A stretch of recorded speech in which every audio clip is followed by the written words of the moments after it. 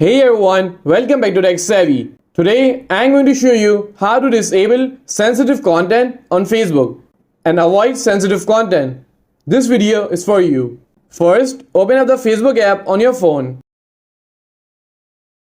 And once you're here, you have to simply tap on the three lines at the top right corner.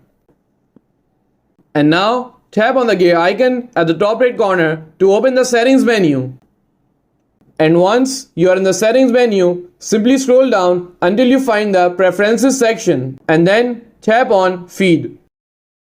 Here you will see an option called reduce. Tap on it. And now tap on sensitive content. Here you will see two options. To disable sensitive content, simply choose the option that says reduce more. You have now successfully disabled sensitive content on Facebook. And that's it. If you found this video helpful, please give it a thumbs up and don't forget to subscribe to Tech Savvy for more helpful content. And I will see you in the next video. Thanks for watching.